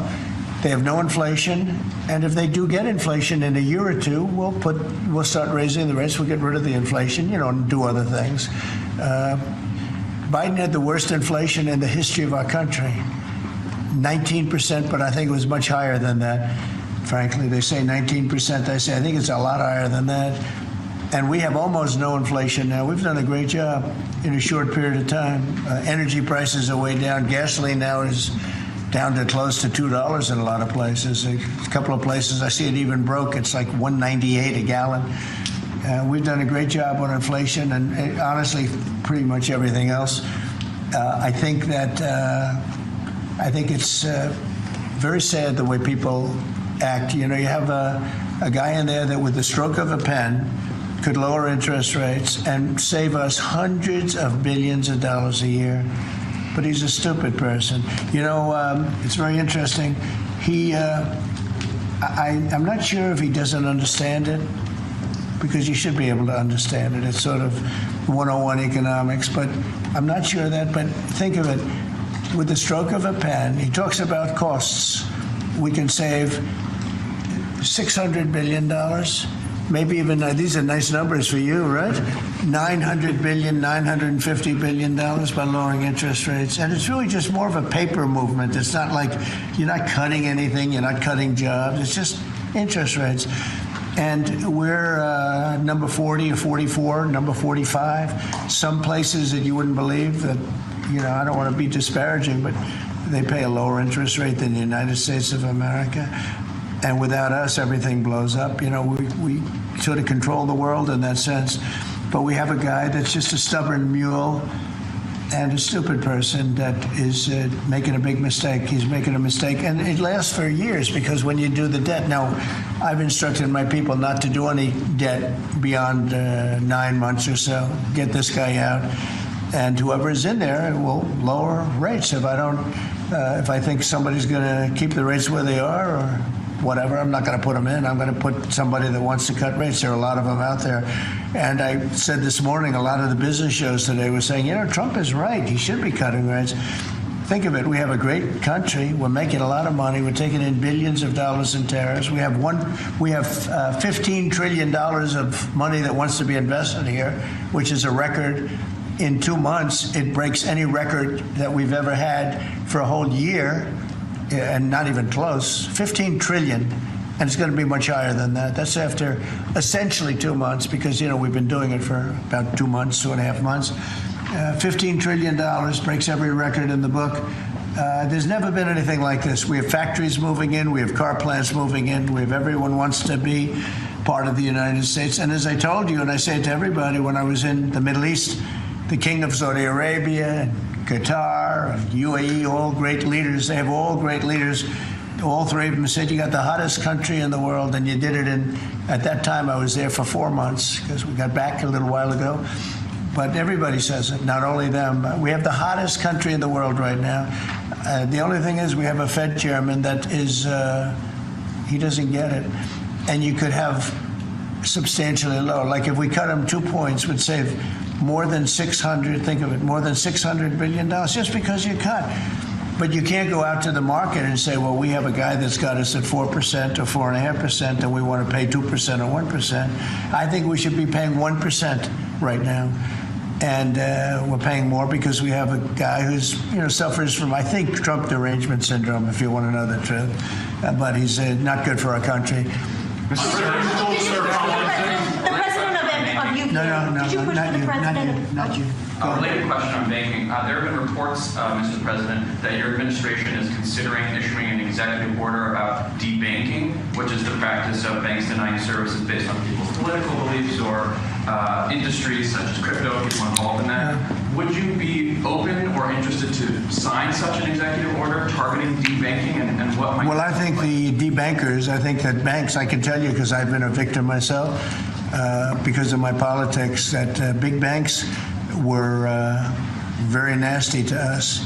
And I actually think it was Biden's people that told them to be, because the one group of people that banks are afraid of are the regulators. They are petrified of the regulators. And I've seen the biggest banker. I can tell you, you see him on television all the time. If a regulator walked into the room, he gets all nervous and crazy.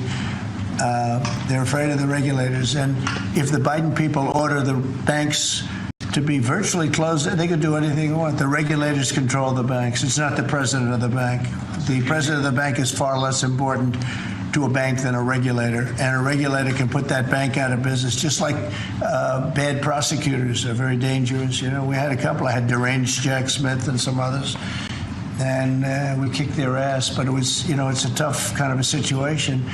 Prosecutors are very dangerous. A great prosecutor is an amazing asset for a country, but a corrupt prosecutor, a bad prosecutor is very bad. Well, the regulators are the same thing, and when they tell the regulator to go and make life impossible for big banks or little banks, they really control it. So there is a lot of debanking, and they call it debanking, call it a lot of different names. Essentially, they make it impossible to do business, and those people are very bad and very dangerous, and they shouldn't be doing it. You told us that taxes, Mr. President, could you please explain how taxes would go up by 68% if the bill isn't passed? Where does that number come from? Well, it comes from the fact that you have automatically the Trump cuts, which were the biggest cuts that we've ever had. Now, these cuts are even bigger, but from the last administration, we had the Trump cuts. It was a 5-year deal, and it comes due.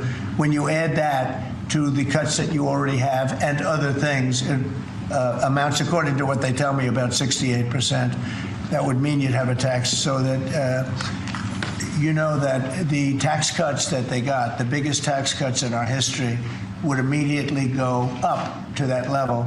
And that alone is a big chunk of the 68%. And then you have the other taxes that would accumulate. And they say that you'd have about a 68% tax increase. Sir, you said a moment ago that it won't work out very well for Europe on trade. Does that mean you want to cut off those negotiations as well and just tell them what? No, well, they've been very tough. The European Union was formed in order to take advantage of the United States on trade. That was why they were formed. And they're nasty. They're very nasty. We have a good relationship. I'm dealing with Ursula right now and the group. But it's a very tough situation. They have been unbelievably bad to us. If you look at past precedents, they've treated them very badly.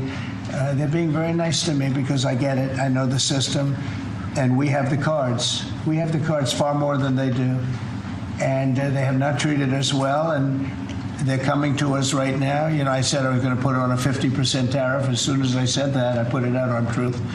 As soon as I said that, they came to the table. They didn't want to come to the table. My people were telling me, Scott was telling me, and the whole group was telling me that not a good situation. They want to tap it down the line. They don't want to really deal. So I said, we're going to put a 50% tariff on you. And Howard, as you know, was very much involved, Lutnick, Commerce, and he said, they don't want to talk. As soon as I put that on, I was getting calls from them like, can we meet tomorrow? And the problem is they have a lot of very unfair taxes. They have a lot of taxes that you wouldn't put on, and they sue all our companies. They're constantly suing Apple and Google and all of these companies, and they're getting, in front of judges that essentially almost work for them. I guess they do work for them, the European Union judges.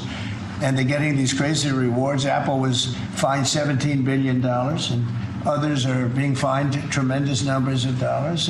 They're nasty people. And I don't want them affecting U.S. companies. I don't want that. If anybody's going to affect a U.S. company, I want it to be us. And if they're going to have to pay a penalty or a fine, let it be to us. So they've done this for a long time, for years. But they're very nasty. The European Union's very nasty. There's no question. But they'll learn not to be so nasty very soon. They know that. They know it's coming. Vladimir Putin reached out to you to help you with the Iran crisis. He made some nice statements today. Did you see the statements? I saw the statement. Very nice. Vladimir Putin made some very nice statements today. Look, he respects our country again.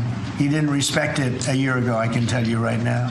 But Putin respects our country, and President Xi of China respects our country, and Kim Jong-un they respect our country again.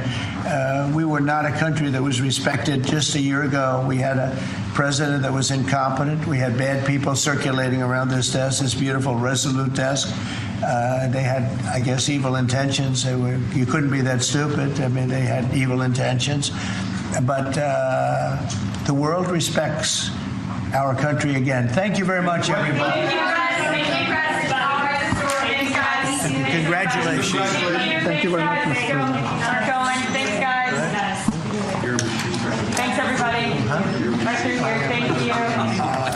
Well, there he is, President Trump in the Oval Office with representatives from both Congo and Rwanda and a bunch of other questions. We saw Brian Glenn get 3 separate questions in. I think 2 the first time, so 4 questions, 2, a 1 and a 1. Obviously, Trump and Brian have a very, very good relationship.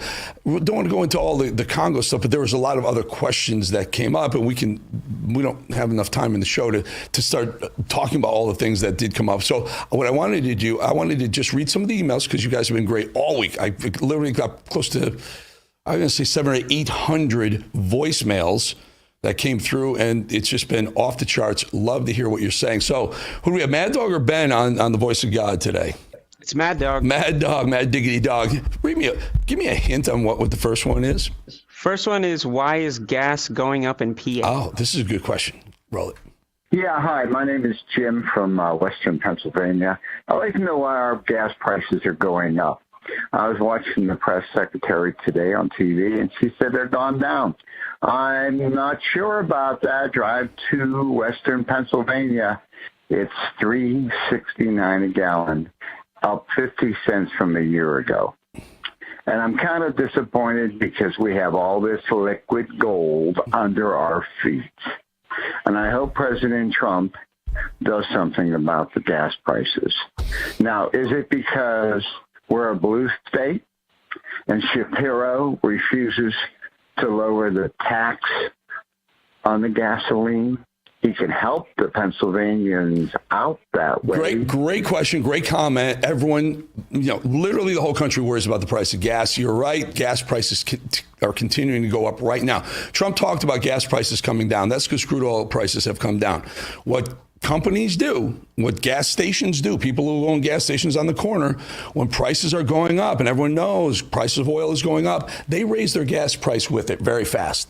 On the way down, they're very slow. It's called a sticky price. On the way down, they lower their prices a lot slower on the way down, and they capture more profit. It's the way it is. And that's why we have anti-gouging laws. But gas prices, oil prices are coming down. Gas prices are coming down. And as I said, I've talked to Bannon about this. I've talked to the White House about this. Trump right now should just go in, fill up the SPR, Strategic Petroleum Reserve, that Biden drained because prices were high. He drained it, leaving us very, very vulnerable. That's our emergency supply of crude oil in the event of a total disruption. We need that. He drained it from 750 down to maybe less than 500 million barrels. Trump should go back in, bring it back to 750, and then go further, bring it to 1 billion barrels at this low price, because Biden said he was going to fill it back up when the price went down. It never went down under Biden. But prices of gas will start to come down. Good question, Jim. It has nothing to do with Shapiro. It has more to do with the mom and pops on the corner just making a little bit more fat at our expense. Mad Dog, what's next? This is Bill from Connecticut, and he has something to say about senators from there. Let's hear it. Hi, Eric. This is Bill from Bayville, Connecticut. And the two stupidest senators are from the state of Connecticut, Dick Blumenthal and Chris Murphy. They embarrass me every time they get on TV. But anyway, it's because of the stupid people who keep voting in these stupid people. Well, that's all I get to say about that. I love your show, and I like it when you and Steve Bannon do the hookup at 5 o'clock. Well, I wouldn't call it a hookup because it has a different connotation where I come from. However, I do like that banter with Bannon. And you are right. It could be two of the stupidest senators in America, Blumenthal and your other Connecticut senator. I can't remember which the other one. Mad Dog, give me another one. Someone has a comment about a bumper sticker.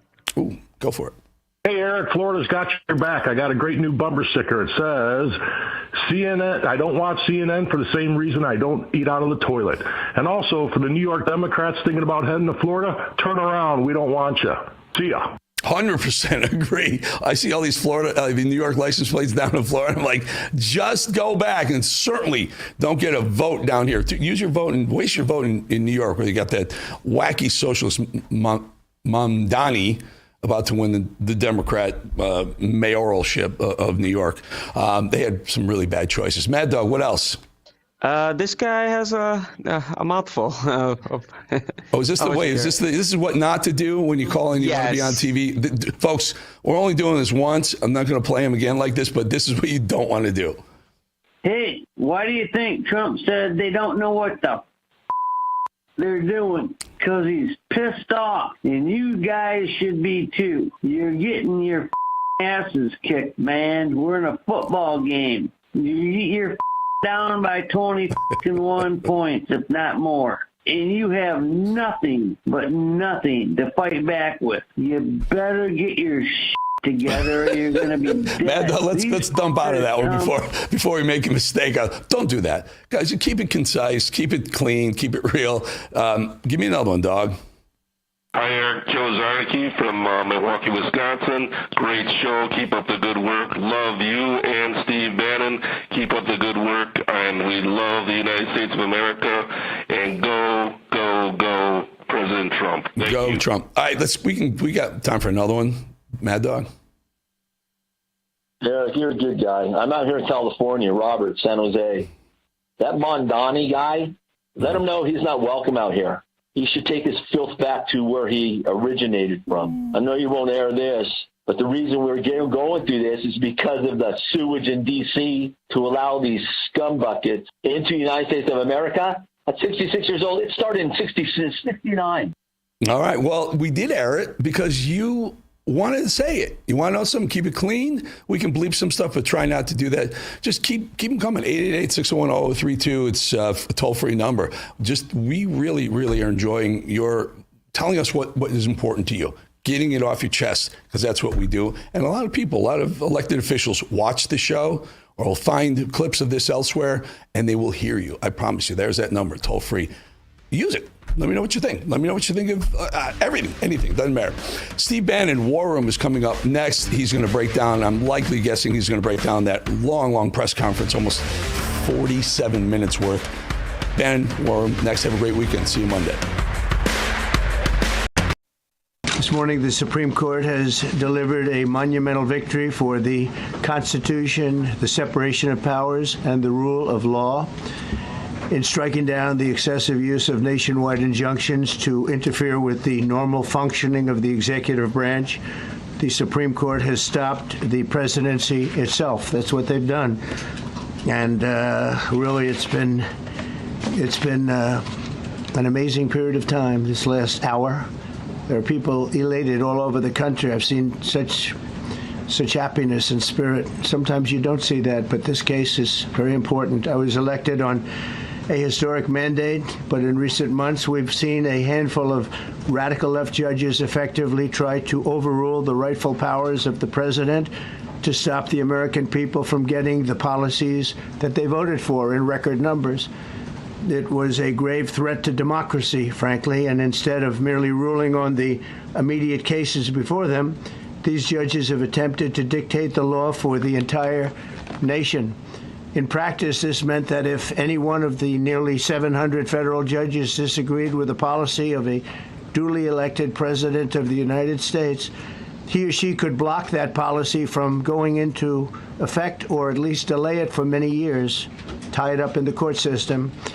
This was a colossal abuse of power which never occurred in American history prior to recent decades.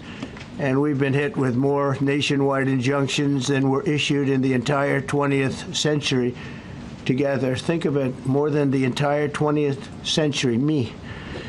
I'm grateful to the Supreme Court for stepping in and solving this very, very big and complex problem, and they've made it very simple.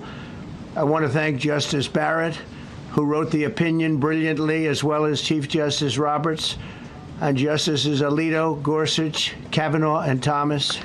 Great people. Americans are finally getting what they voted for. No longer will we have rogue judges striking down President Trump's policies across the entire nation. No longer. Today, in the 6-3 opinion, Justice Barrett correctly holds that the district court lacks authority to enter nationwide or universal injunctions. These lawless injunctions gave relief to everyone in the world instead of the parties before the court. As the Supreme Court held today, they turned district courts into the imperial judiciary. Active liberal judges have used these injunctions to block virtually all of President Trump's policies. To put this in perspective, there are 94 federal judicial districts. 5 of those districts throughout this country held 35 of the nationwide injunctions. Think about that, 94 districts. And 35 out of the 40 opinions with nationwide injunctions came from 5 liberal districts in this country. No longer. Thanks to this decision, we can now promptly file to proceed with numerous policies that have been wrongly enjoined on a nationwide basis. And some of the cases we're talking about would be ending birthright citizenship, which now comes to the fore. That was meant for the babies of slaves. It wasn't meant for people trying to scam the system and come into the country on a vacation. This was, in fact, it was the same date, the exact same date, the end of the Civil War. It was meant for the babies of slaves, and it's so clean and so obvious. But this lets us go there and finally win that case, because hundreds of thousands of people are pouring into our country under birthright citizenship, and it wasn't meant for that reason. It was meant for the babies of slaves.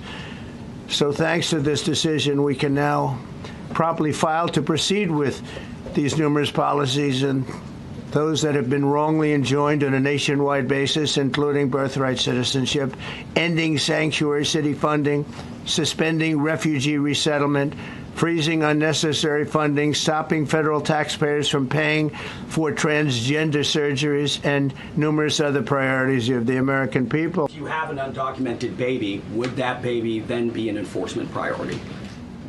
The violent criminals in our country are the priority now. Let me put it in perspective. Today marked the 2,711th arrest in our country of TDA members. Just TDA. Everyone in this room agrees they are one of the most violent criminal organizations in the world. And the Biden administration let them walk into our country for the last 4 years. 2,711 of them today have been arrested in our country. That is the priority of Donald Trump. That is the priority of this country, of Homeland Security, of all of our lawyers, of FBI. That's the priority. That will be discussed in October when the Supreme Court hopefully rules in our favor, and we're very confident of that. But you should all feel safer now that President Trump can deport all of these gangs, and not one district court judge can think they're an emperor over this administration and his executive powers and why the people of the United States elected him. I want to go back to what Andrew was saying about the silver linings. I don't think there are silver linings here, and I want to be very clear with the viewers at home. This is a really grave situation. This court has effectively taken the restraints off of this administration. We don't have a Congress that is stepping in to rein in this administration. All we've had are lower court judges who are looking at the lawlessness of this administration, saying, not on my watch, imposing these nationwide injunctions to stop the damage in its tracks. And this court has now said that limited tool, that limited judicial remedy goes too far. And instead, what individual litigants are going to have to do is go to every district in this country to litigate to stop the administration in its tracks, or somehow find, at a time when the administration has made the availability of lawyers scarce, find a lawyer who is willing to take on the challenge of mounting a class action to go and challenge this administration. This court has made it absolutely impossible to try and stop the worst of what the administration is doing. So there really aren't silver linings. Yes, there are some litigants now who have amended their complaints and filed class actions, but the idea that we are going to do this for everything is really just unfathomable. It's not just birthright citizenship that is at stake. These nationwide injunctions have been used across the board to stop this administration from firing federal workers, to stop this administration from rescinding funding from research institutions and universities. All of that ends now. The gloves are off. There are no restraints, no checks on this administration. We are entering a very dangerous moment. This is the primal scream of a dying regime. Pray for our enemies, because we're going medieval on these people. You're just not got a free shot on all these networks lying about the people. The people have had a belly full of it. I know you don't like hearing that.